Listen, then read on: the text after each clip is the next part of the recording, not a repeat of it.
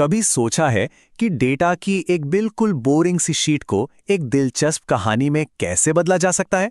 चलिए, आज हम यही जानने वाले हैं और देखेंगे कि पाइथन इस काम में हमारी मदद कैसे करता है। जरा सोचिए, 1000 लाइंस वाली एक्सेल शीट सामने रखी हो। सेल्स ऊपर जा रही है या नीचे, क्या एक नज़र में बताना मुमकिन है? नहीं ना। वो तो बस नंबर्स का एक झुंड सा लगता है। और बस यहीं से असल प्रॉब्लम शुरू होती है। तो फिर सवाल ये उठता है कि इन नंबर्स के शोर के बीच में से संगीत कैसे सुने? इन आंकड़ों में जो कहानी छिपी हुई है उसे बाहर कैसे निकालें? इसका जवाब है डेटा विजुअलाइजेशन। डेटा विजुअलाइजेशन मतलब इन नंबर्स को तस्वीरों में बदलने का एक आर्ट। इससे होता ये है कि डेटा को एक आवाज मिल जाती है जिससे वो अपनी कहानी खुद सुना पाता है।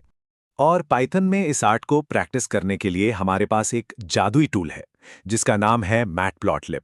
समझ लीजिए, ये डेटा आर्टिस्ट्स के लिए उनका सबसे पसंदीदा पेंट ब्रश है। तो ठीक है, ये मैटप्लॉटलिब आखिर है क्या चीज़ और ये काम कैसे करती है?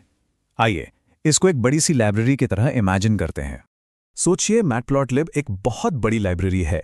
इसमें हर तरह के ग्राफ बनाने की किताबें यानी कोड भरी पड़ी हैं। लेकिन सच तो यह है कि हमें पूरी लाइब्रेरी की ज़रूरत ही नहीं है। हम ज़्यादातर इसके एक खास हिस्से का इस्तेमाल करते हैं जिसका नाम है पाईप्लॉट। ये बिल्कुल उस लाइब्रेरी के साइंस सेक्शन जैसा है जहां हमें प्लॉटिंग से जुड़ी सारी ज़रूरी चीज़ें मिल जाती हैं और हमारा काम काफ़ी आसान हो जाता है। बहुत हो गई बातें, चलिए अब सीधे कुछ बनाकर देखते हैं। और यकीन मानिए, अपना पहला चार्ट बनाना इतना आसान है कि हैरानी होगी।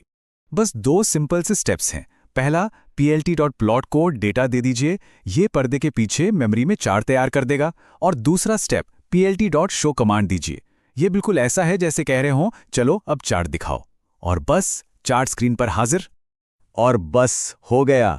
जो डेटा पॉइंट्स थे जैसे 5,20 और 6,60 वो अब सिर्फ नंबर्स नहीं रहे, वो एक लाइन से जुड़ गए हैं और एक कहानी बता रहे हैं। हो सकता है ये दिखा रहे हों कि वक्त के साथ कोई चीज कैसे बढ़ रही है। ओके, तो हमारा बेसिक चार्ट तो बन गया, लेकिन अभी इसमें और जान डाली जा सकती है।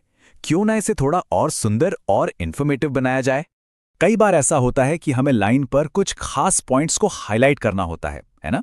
इसके लिए हम यूज करते हैं मार्कर्स। गोल निशान चाहिए तो मार्कर इक्वल्स टू ओ लिख दीजिए। स्टार्स पसंद हैं तो marker equals to star strike कीजिए। और हाँ, इनका साइज, इनका रंग, सब कुछ बदल सकते हैं ताकि डेटा बिल्कुल वैसा दिखे जैसा हम चाहते हैं। और सिर्फ पॉइंट्स ही क्यों, हम पूरी लाइन का लुक ही बदल सकते हैं। उसे डॉटेड या डैश्ड बना सकते हैं एक अलग फील के लिए। कलर पैरामीटर से उसे लाल, पीला, नीला कोई भी रंग दे सकते हैं। लाइन विड्थ से उसे मोटा या पतला कर सकते हैं। मतलब चार्ट हमारा है तो रूल्स भी हमारे ही होंगे। असली मजा तो तब शुरू होता है जब एक ही ग्राफ पर एक से ज्यादा कहानियां दिखाई जाती हैं। सोचिए, एक ही चार्ट पर एक नीली लाइन से अपनी कंपनी की सेल्स दिखा रहे हैं और एक हरी डैश्ड लाइन से अपने कॉम्पिटिटर की सेल्स। अब आई ना बात, ये है इंटरेस्टिंग एनालिसिस। देखिए, बिना लेबल और टाइटल के एक चार्ट बिल्कुल उस मैप जैसा है जिस पर शहरों के नाम ही ना लिखे हों। बेकार है वो। तो हम plt.x लेबल और plt.y लेबल से दोनों एक्सिस को नाम देते हैं और plt.title से पूरे चार्ट को एक हेडिंग मिल जाती है। इससे हर देखने वाले को साफ साफ पता चलता है कि आखिर वो देख क्या रहा है। और एक आखिरी चीज, एक छोटा सा मैजिक ट्रिक। बस plt.grid लिख दीजिए और बैकग्राउंड में एक ग्रिड आ जाएगी। इससे चार्ट न सिर्फ प्रोफेशनल दिखता है बल्कि वैल्यूज को आसानी से पढ़ना भी बहुत आसान हो जाता है। तो लाइन चार्ट तो बस शुरुआत थी, ये तो सिर्फ पहला टूल था।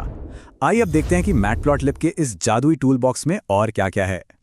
तो इस टूल बॉक्स में और क्या क्या है? लाइन चार्ट्स हैं जो टाइम के साथ ट्रेंड्स दिखाने के लिए बेस्ट हैं। फिर है स्कैटर प्लॉट्स। इनसे हम ये देखते हैं कि 2 अलग अलग चीजों में कोई कनेक्शन है या नहीं। बार चार्ट्स को कंपैरिजन के लिए सबसे बढ़िया है। और पाई चार्ट्स, वो ये दिखाते हैं कि एक पूरी चीज किन किन हिस्सों से मिलकर बनी है। और यही तो इस लाइब्रेरी की सबसे बड़ी ताकत है। हर बार नए सिरे से कोड लिखने की जरूरत ही नहीं। बस कोड में एक शब्द बदलिए, प्लॉट की जगह स्कैटर लिखिए और बूम, वही लाइन चार्ट अब डॉट्स का एक ग्रुप बन गया जो एक बिल्कुल अलग ही कहानी बता रहा है। और हाँ, हर चार्ट टाइप की अपनी अपनी सुपर पावर्स होती हैं। जैसे बार चार्ट्स हैं, उन्हें बार यूज करके हॉरिजॉन्टल यानी लेटा हुआ बना सकते हैं।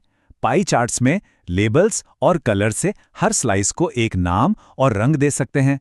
और plt.legend, इससे एक छोटा सा बॉक्स ऐड हो जाता है जो बताता है कि कौन सा रंग या कौन सा सिंबल किस चीज को रिप्रेजेंट कर रहा है। तो अब जब सारे टूल्स हमारे सामने हैं, तो सवाल ये नहीं है कि मैटप्लॉटलिब क्या कर सकता है।